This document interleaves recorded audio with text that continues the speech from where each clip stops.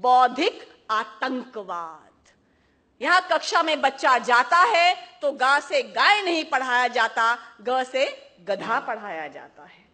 जब भगत सिंह, राजगुरु और चंद्रशेखर के बारे में they are not freedom fighters, they are not क्रांतिकारी, जो पढ़ाया जाता है ये एक्सट्रीमिस्ट हैं, ये मिलिटेंट है, ये टेररिस्ट हैं।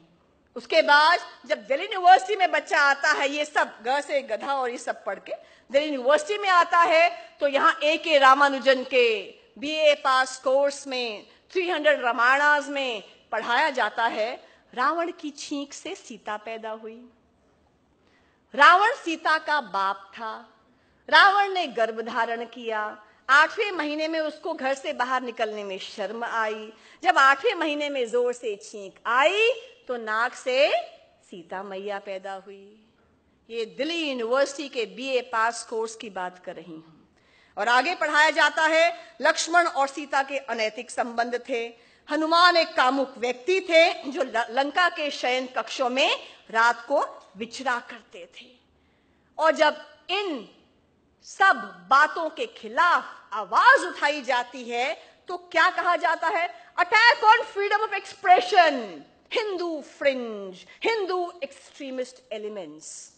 लेकिन जिंदगी तो अपने दम पर ही जी जाती है, जिंदगी तो अपने दम पर ही जी जाती है, दूसरों के कंधों पर तो जनाजे ही उठा करते हैं।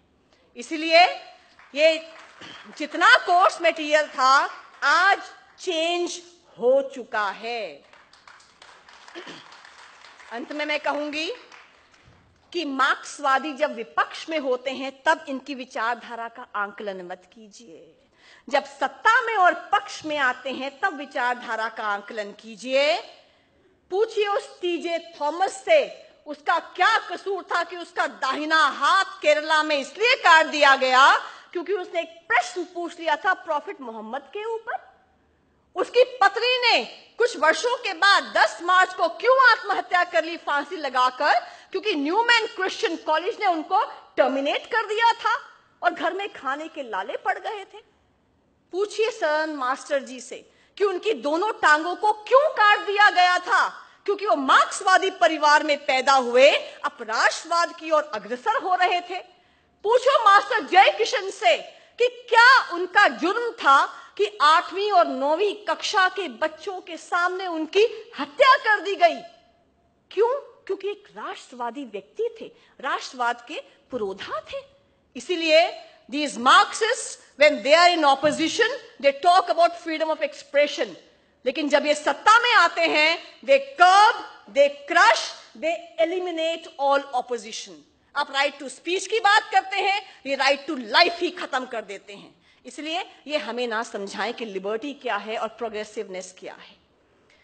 मैं यही कहूंगी कि ये जो समय है, ये समय ऐसा है कि एक तरफ वो ताकतें हैं जो देश विरोध में नारे लगा रहे हैं, हिंदुस्तान की बर्बादी तक जंग रहेगी, और दूसरी ओर वो राष्ट्रभक्त ताकतें हैं जो मेरे सामने बैठी हैं और जिनको कहते हैं ना 1.25 लाख से एक लड़ाऊं तभी गोविंद सिंह नाम कहलाऊं।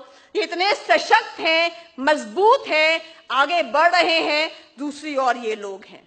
तो ना हम झुकेंगे, ना रुकेंगे, ना टूटेंगे, क्योंकि जो पत्थर चोट लगकर टूट जाता है वह कंकड़ हो जाता है, और जो पत्थर उस चोट को सह जाता है वह शंकर हो जाता है।